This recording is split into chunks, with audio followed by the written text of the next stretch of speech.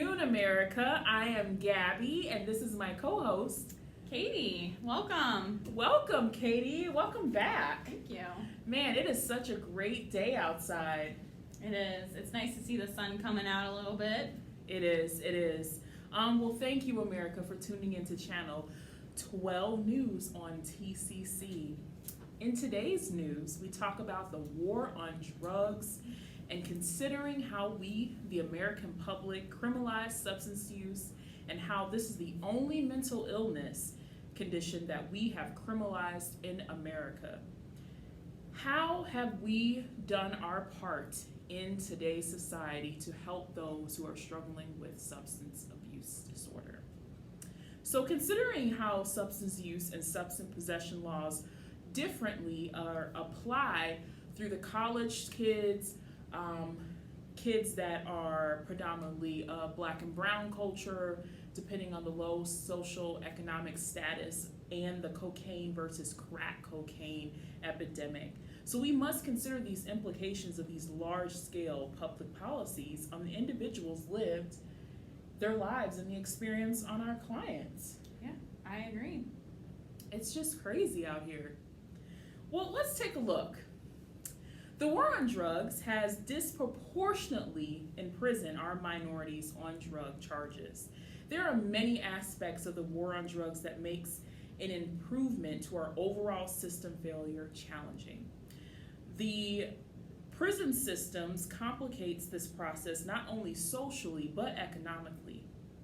And the prisons provide much needed employment in areas that have few or other options, but they also demand prisons keep their beds full in order to continue to be profitable businesses. What is that about? I don't know. That seems crazy to me. It's crazy that we are more concerned about filling up the beds of our prisons than actually giving mental health to our clients. So most of the prisons are occupying this space have been placed there on drug-related charges. Ending the war on drugs or discriminalizing drug use and putting more emphasis on recovery and psychological treatment would negatively affect that business and put countless people out of jobs. I guess we're more concerned about keeping our pockets full than actually helping our society here, Katie. Yep, sounds about right. With no other places to work, a wave of poverty could probably engulf these areas. So theoretically speaking, the federal government could end the war on drugs and the dreaded chain of destruction completely. But instead, we choose to ignore. We could legalize all drugs for recreational purposes. Why are there so many people still in jail who are actually, they're getting off for marijuana use and they're making a profit on it? Yeah. But you still have people behind bars, people. Wake up. Chaos would follow at first. There would be overdoses if we legalized drugs everywhere, but I'm sure we would prepare our funds and they could be diverted away from the prison system and actually on those people that need the mental health help. Yeah. Thank you, Katie. Of course. Psychological help centers could be opened and efforts could be made by the media to destigmatize drug abuse so people could be encouraged to seek help. People with nonviolent offenses and minor drug charges could be released, and the concentration of minorities in prison would instantly be reduced as they make up a disproportionate amount of our prison population incarcerated for drug offenses. So what makes the war on drugs so controversial? You have the answer. Let me know. Man, we have to make sure that this ever-changing cultural reaction to substance and not an actual threat of individual or social harm. People opinions of drugs and alcohol are based on the social constructions and subject to change, focus on different factors. We have to make sure that we are looking at the bigger picture here, people. What do you have to say, Katie? When we're looking at our clients, we're looking at what's called the biopsychosocial model. And that would be the biological aspects, psychological aspects, and social aspects. And there are several different effects of addiction on our clients. From the research our team has done here at Channel 12 at TCC, we have seen the effects of addiction on the pleasure part of our brain. Several things can enhance dopamine, which is a neurotransmitter in our brains. Everyone has them. And several things can give us the pleasure and reward that humans seek. And as we all know, there are several things that give us pleasure in life. For some, that is drugs and alcohol. And when that gets in our system, it alerts us, and that kind of is like just, that's it, that's the path. And as Holmes points out, human addictions are not limited to alcohol and drugs. And across species, strong preferences can develop to a wide variety of rewarding stimuli. So not only humans, but mice, other animals have the same reward pleasure system in their head, in their brain, and can also have similar addictions to human species. In the brain, the dorsolateral prefrontal cortex, well, that's a mouthful. That is a mouthful, Katie. Is a part of the brain that is activated in risky or moral decision-making processes involving a cost-benefit analysis of several potential decisions. So there has been research done to show that people with addictions typically have a stronger area of the prefrontal cortex. Oh, so much to say. And typically this area of their brain is a little bit different from others who are not addicted. These policies, some that Gabby has mentioned, seem to kind of lack knowledge that there's a strong biological component of addiction. And if we miss that part, we're missing a whole lot in the addiction field. So when we look at the populations of these clients that are caught in the system, as you mentioned, we typically see that they're often told from the very beginning that there's no way out of this vicious cycle, that this is kind of it for them, and that no matter what they do, no matter how hard they try, they're just going to kind of get sucked back into the system. Oftentimes we see with the prison population, once they come back out, there's no rehabilitation for them, there's no access to mental health facilities, and they wind up back in there in a very short period of time because that's what they're used to, and that's just kind of where they feel comfortable and they end up in. That's crazy. It is. Often connected with that vicious cycle is the low income area that we touched on. And again, oftentimes they do not provide adequate education involving mental health, drug addiction, alcohol, and even sex education. Those are all areas where these low-income neighborhoods and families are lacking, and so we're not giving them the proper tools to be able to help themselves. So that's kind of the psychological aspect of it as well. These are the things that they're told, and they just kind of are fulfilling what they're told.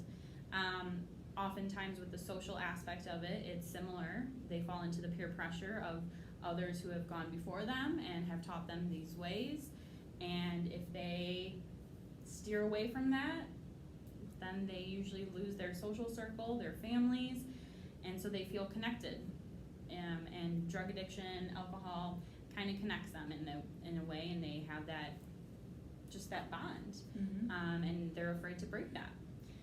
So we see kind of the three different areas of that model and how it affects our clients. And, like I said, we have been lacking in helping them. And the policy surrounding the drug use is harsh, I think, to say the least. And you had mentioned, the recreational use, and that many are locked up for minor charges. And also, too, something to notice is that most people who are locked up are either there because of drugs, as Gabby said, or they become addicted once they are in jail. And according to a 2008 article, Milliken suggests that 68% of jail inmates report regular drug use. It's a fairly large number when they're supposed to be locked up and have no access to this. Exactly. Just wondering how they got access to that. I think that's another newscast that we have to cover. For sure. And in many of these jails, the philosophy is that punishment alone will change the behavior. And it will also change the attitudes of the individuals and deter them from future criminal behavior. But as our team here has researched and found out, punishment is not the way to go. It's not going to help. We need to teach them positive behaviors to help them cope with a lot of the issues that they're dealing with, and to give them that more preventative assistance and help so that they are able to kind of go along the right path instead of stopping in and correcting them after they've already made these mistakes that affect their lives. So interestingly enough, Milliken goes on to talk about art therapy and its approach in addiction programs, specifically in jail populations.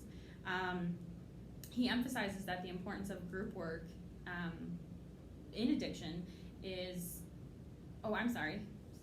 that information is incorrect. I'm trying to say that he emphasizes that group work for addiction is important, and their addiction is often a substitute for that healthy relationship. So when you get the group work going, you get the healthy relationships going, that usually is a good way to go for addictions, so that they're able to build those healthy personal relationships. So as we can see, working with these clients, focusing on the different aspects, the different factors that go into it. And from Milliken, we can see that group work and art therapy, those different techniques, either in jail or out of jail, those types of programs can definitely help assist clients in their addiction journey. Back to you, Gabby. That makes a lot of sense, Katie. As you're speaking about all these alternatives, wow, today's a doozy. As a result, new ways should be considered that will deal with the issue of illegal drugs, how they initially become illegal and for what reason, what health and various consequences they have for users and their communities, which you've touched on, and the impact of criminalization, what alternative solutions are being considered all over the globe. A war on drugs premise upon this fear, this moralism, and prejudice should be replaced with policies that focus on public health concerns, scientific evidence, and even compassion. I mean, if people are struggling with something where they feel like they need to use a substance, we have to think about what they are trying to, push down, cope with. Yeah. Mm-hmm. Most definitely. The solution shouldn't be, let's lock these people up.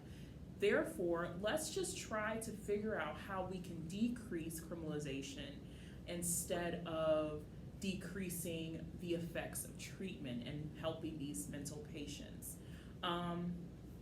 Take a look at this one.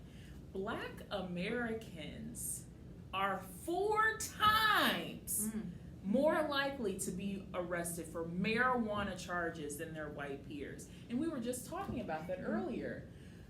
It's legal, friends. Get them out of there. So I just wanted to bring that into the light. We have to be sure that we are making sure that things are fair across the board, people. Fair across the board.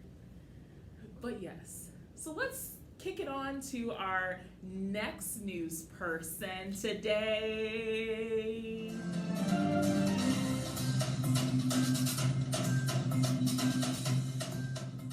And we're back. My name is Garce. I'll be your host today, and this is my co-host. Hi, Laura.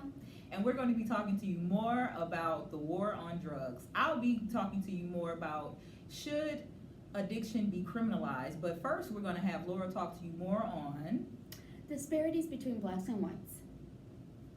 President Richard Nixon called for a war on drugs in 1971, setting in motion a tough-on-crime policy agenda, and that continues to produce disastrous results today. Policymakers at all levels of government have passed harsher sentencing and increased enforcement actions, especially on low-level drug offenses. The consequences of these actions are magnified in communities of color, which are disproportionately targeted and enforced and face discrimination practices across the justice system today. Today, researchers and policy alike agree that war on drugs is a failure. Every 25 seconds, someone in America is arrested for drug possession. The number of Americans arrested for possession has tripled since 1980, reaching a 1.3 million an arrest per year. In 2015, 6 times the number of arrests for drug sales.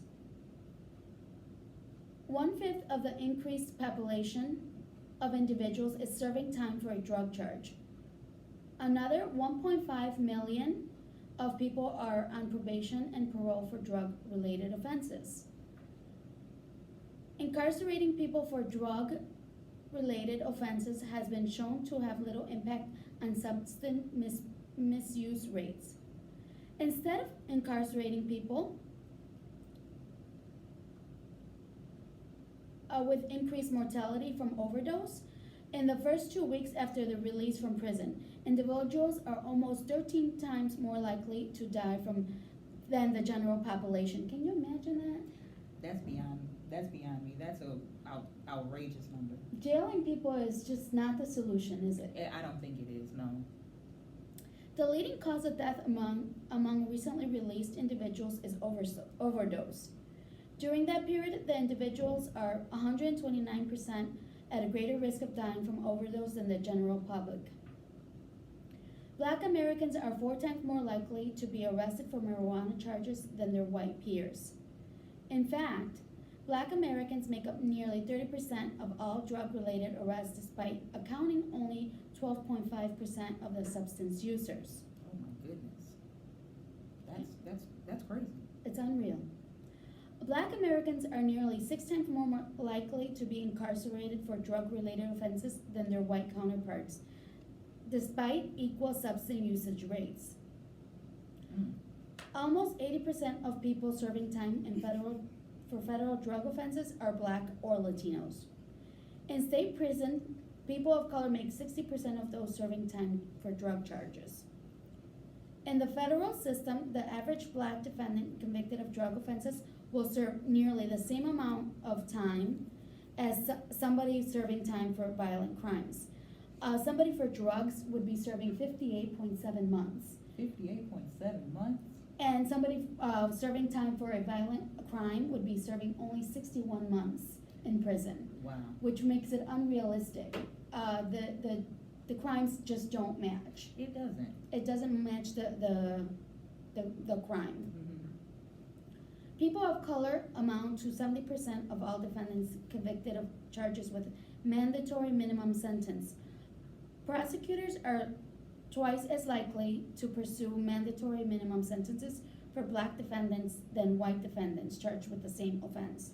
The Black defendants are less likely to receive relief of mandatory minimums. On average, defendants subject to mandatory minimums spend 5 times longer in prison than those convicted of other crimes. The differences on research shows that the drug of choice on race, blacks are 146 to 95 whites.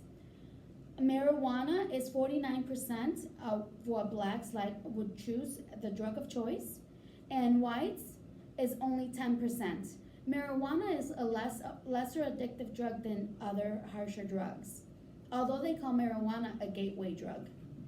Heroin is 7% of what Black people would choose, and whites are 50% more likely to choose heroin over marijuana.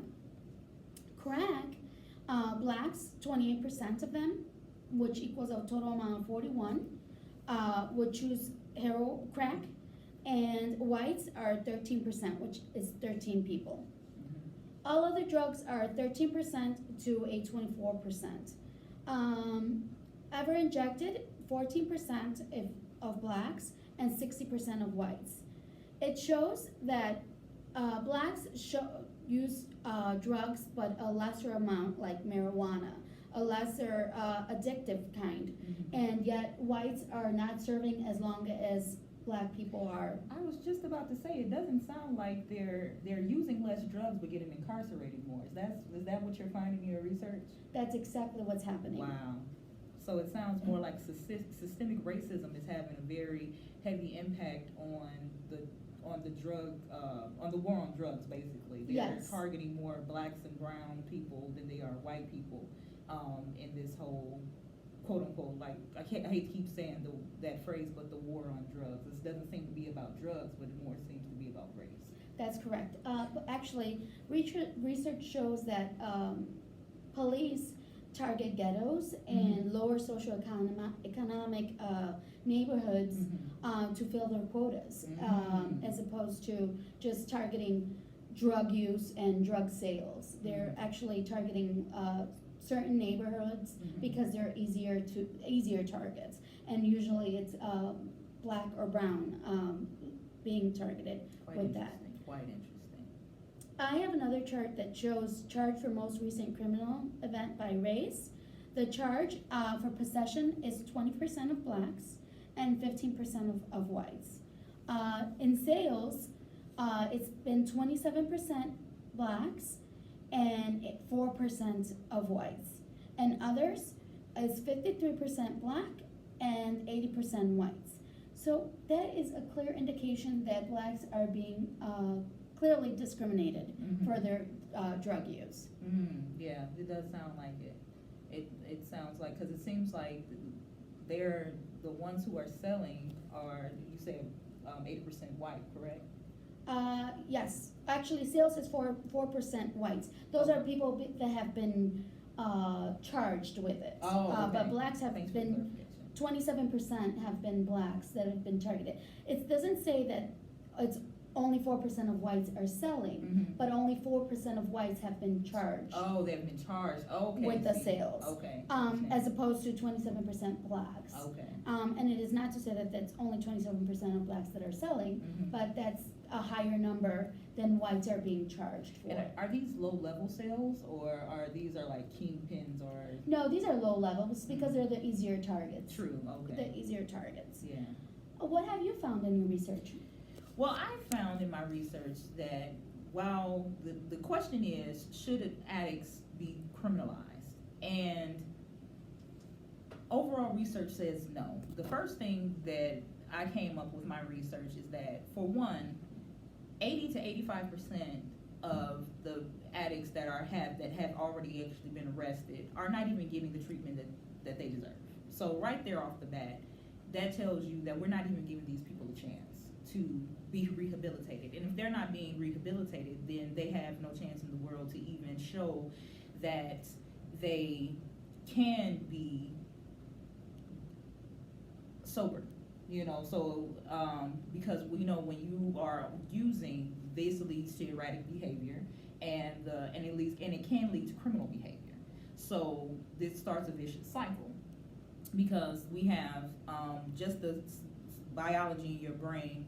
It causes a cycle. It hits those pleasure centers, right? So if you're trying to constantly hit those pleasure centers, it causes disturbances in the brain, and you're trying to constantly hit that pleasure center, and you don't make rational decisions, right? So the overall question, should an addict be criminalized? Found no. So part of what I found is that an article by Lesner, it talks more about the different reasons why addiction is a brain disease, and if addiction is a disease of the brain, should we criminalize a disease? Definitely not. Exactly. Schizophrenic are not criminalized. There surely aren't. Cancer victims are not criminalized. So why should we treat addiction, if it's a disease, any differently? So one of the things that I saw here is that it's part of the social stigma that we look at it as a social problem. We look at it as a choice, and if we stop looking at it as a choice, then we'll have more, I guess, sympathy for one, and we can start looking at it from a biological perspective, and then we can start looking into actual concrete research and start getting people the help that they actually need. One thing that I did notice is that over the years, because you said in 1971, am I correct? Yes. That's when Nixon Yes. declared the war on drugs, and we started throwing money and police and things like that at the problem, and now they're starting to go a different route. If anybody's watching TV, we're starting to see more rehabilitation networks being advertised. Has your loved one been on opioids? And like now they're changing the words for it now.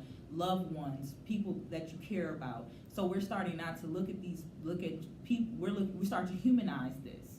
And so when you start to humanize the problem, you don't separate yourself from it. So it's not just it's not just a social issue, it's a personal issue now. You bring it home. And so you can't criminalize that behavior anymore. And so especially it says here, for example, many drug abuse workers themselves they're former they are former addicts. A lot of drug abuse workers are former addicts. They are in favor of a particular treatment method, so they sometimes defend a single approach, but there are many approaches, and so now we're trying to instead of individualize it, we're trying to look at it in a plethora of approaches, so that we can actually get to the right approach for that particular person. So we're trying to use many different approaches so that people can get the proper approach that they need to. So that's a very important part of it, because every approach is not the right approach for different people. So that's a big part of it too. And so that way, we don't want the person to relapse, because that's a big problem for it. Because if people are already criminalized for it, let's say they're already in jail for criminal behavior due to addiction. If you only have one approach that you're using, you're going to relapse, and then so the cycle starts all over again. So it's very important to make sure that the people that are helping them have the knowledge, and that they can use they have a plethora of knowledge that they can use to help this person, so that we can find the right approach to help them stay sober. Are you finding that 12-step programs are what is common now? 12-step programs are very common, but the problem is that it's not a one size fits all for everybody, because 12-step programs are very spiritual based, and everybody is not very comfortable with that. So it might be that some people need a more cognitive behavioral therapy approach, something that's more concrete for them. And so that might be something for them. A DBT approach may be also something that is looked into for certain people. So it's just different approaches that might work for them. So take the spirituality out of it, that spirituality aspect out. It might work. I'm not saying that it doesn't work, but give them something else to work with. You need as many tools as possible. More is more in this type of situation. Yes, definitely. So there are studies that say that more behaviorist approaches are becoming more and more popular and more effective. So we're trying to get as many tools as we can to be more effective. So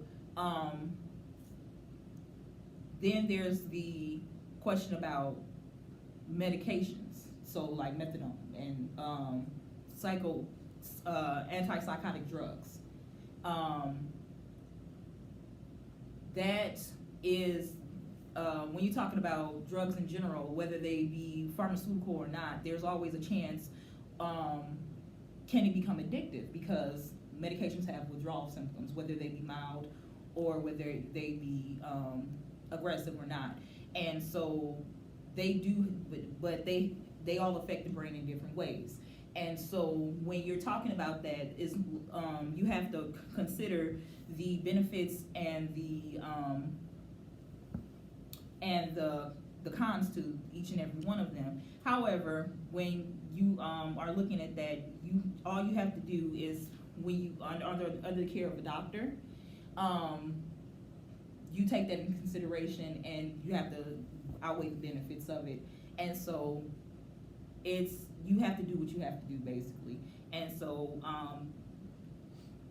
it says right here, any discussion about psychoactive drugs inevitably turns to the question of whether a particular drug is physically or psychologically addicting. And so, is it really the drug that is addictive, or is it like your mind? And so you have to work through that with your professional that you're talking to. And so you can use drugs, whether it be antidepressants, antipsychotics, or anything like that, to help you through it. But whether or not it's still a step to help you get through the addiction process. So whatever it takes to help you break that cycle, hey, you got to use it. Well, let's hope lawmakers and policy makers are actually listening to what we've found in research. Despite the knowledge of racial bias and drug-related criminal justice involvement, the collateral consequences have been very damaging to most. So again, we're hoping that lawmakers and policymakers are listening to this research. Yeah. Thanks again for tuning in to TCC.